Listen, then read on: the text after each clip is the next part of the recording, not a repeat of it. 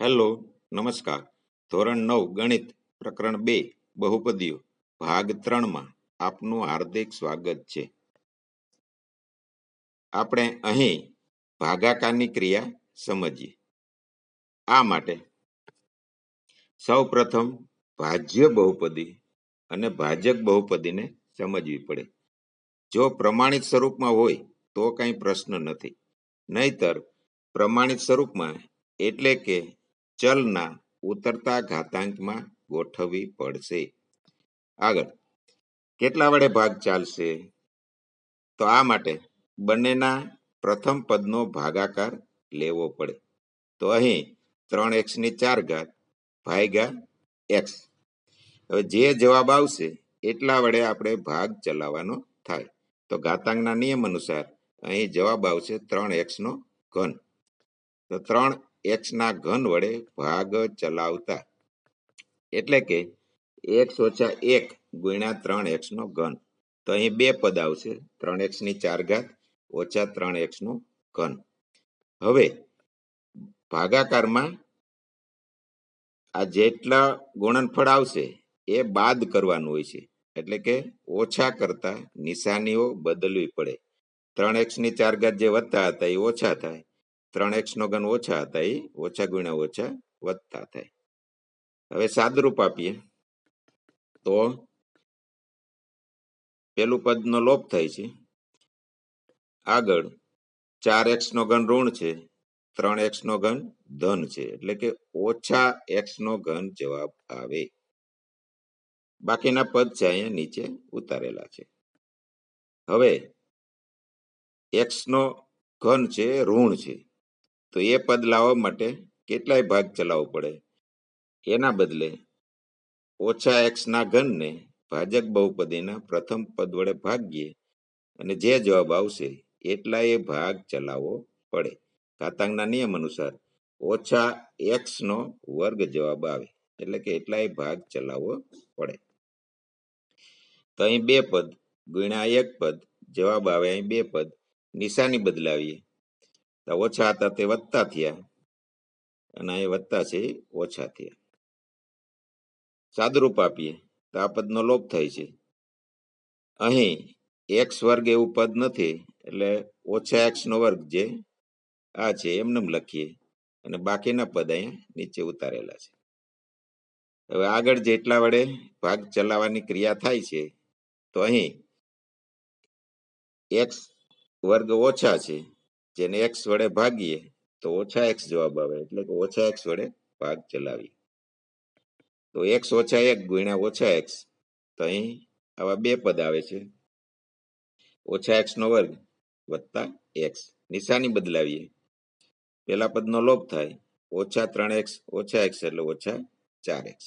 ઓછા એક અહીં નીચે ઉતારેલ છે. હવે કેટલાય ભાગ ચાલશે?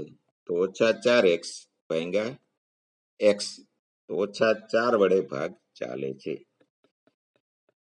તો અહીં x - 1 ગુણ્યા ઓછા 4, તો અહીં બે પદ આવશે.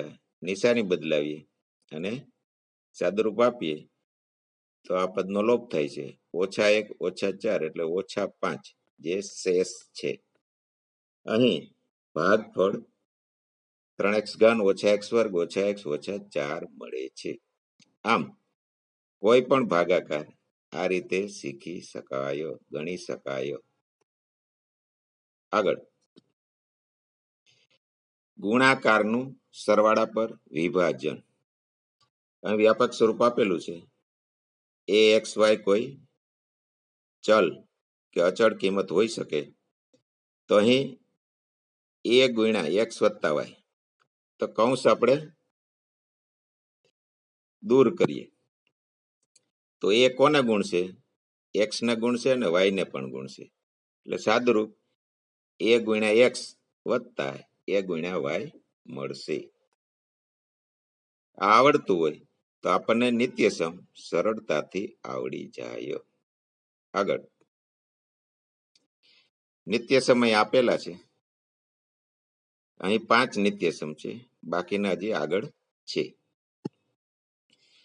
તો આ નિત્યસમ, નિત્ય એટલે હંમેશા, સમ એટલે સરખું.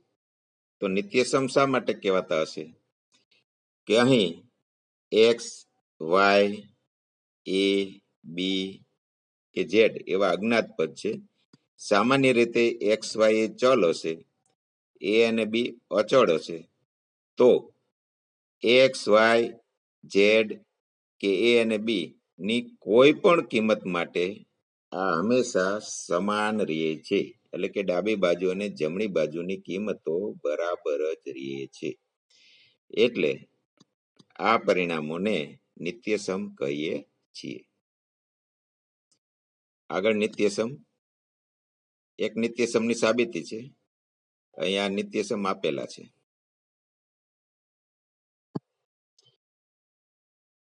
અહીં આ નિત્યસમની સાબિતી સમજીએ. પેલું જ નિત્યસમ છે એક્સ વત્તા વાય આખાનો વર્ગ બરાબર એક્સ નો વર્ગ વત્તા 2xy વત્તા વાય નો વર્ગ. હવે આને સાબિત કેમ કરી શકાય? તો ડાબી બાજુથી શરૂઆત કરીએ.